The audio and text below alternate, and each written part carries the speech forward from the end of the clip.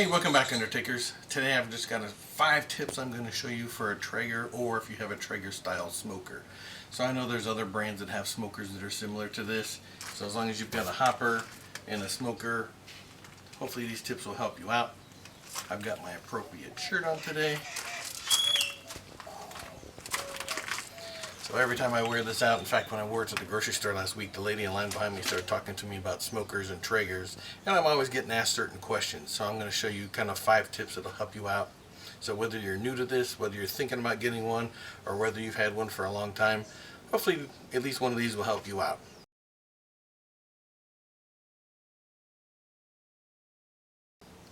So the first thing is, once you start smoking, is keep an eye on your hopper pellet. So as you smoke, the pellets are going to keep, it's going to constantly use pellets. So always come out and make sure, because what will happen is as it uses these, it'll sort of start to vortex like that, and sometimes it'll run out of pellets. Even though you have pellets in here, it'll pull all the pellets out of one spot and just kind of pull it down. So I come out periodically. If I'm smoking on high, about every 30 minutes. If I'm smoking lower, I'll come out and check it about every hour. I just lift the lid, I take my little brush with the long handle, and I just kind of stir them up. I know my auger is right down here at the bottom, so I just kind of shove them down to make sure they're tightly in there and there's no air bubbles or whatever. So I do that about every 30 minutes to an hour, depending on the heat of the cook, just to make sure that you don't get that vortex and you think this is running but you're out of pellets. So there's tip number 1.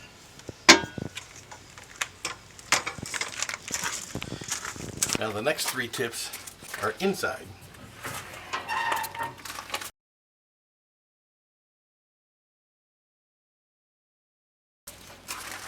Tip number 1, your little thermostat here.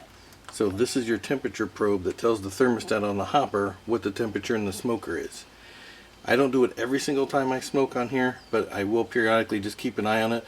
When you start to see build up like you have on here, that's going to make your temperatures incorrect.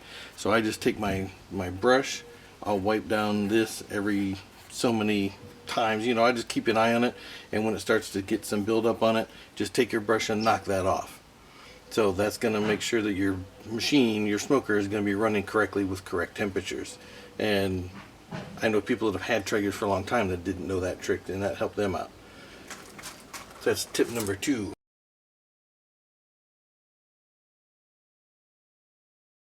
Number 3, this foil that's under here, under your drip guard, make sure you change that after every time you smoke, unless you're just smoking something like in a container on a sheet pan.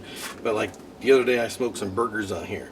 So before I cook on here again, I'm going to change this foil. Anytime you have anything that gets down on your foil, change it before you smoke. If you don't, what'll happen is next time you use this, all that nasty black burned on stuff is going to get hot, it's going to start to smoke, and it's going to put nasty flavors in your food.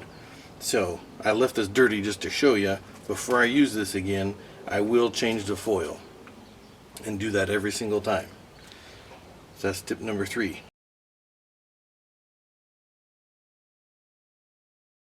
Number 4, down below the drip tray, where all your ash collects from all the pellets that burn in there, make sure you periodically clean that. And I do that probably every few months or so. I have another video I'll link to it where I completely tear this thing apart and show you how to clean that. But it's an important tip to know to clean that out. Now how will you know? Well, I can't see it in there, so how will I know? Well, when you change the foil, you can either lift the tray up and look to see how much ash is in there, or you can also tell when you turn the machine on when it starts to smoke. If it takes a long time before it starts to smoke, you know it's time to vacuum it out. Or once it does start to smoke, if it takes a long time for the smoke to stop, you know it's time.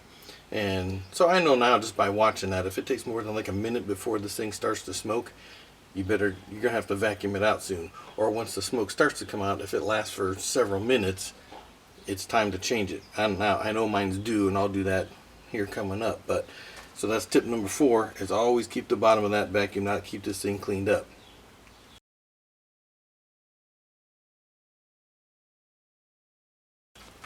And the last tip, number 5.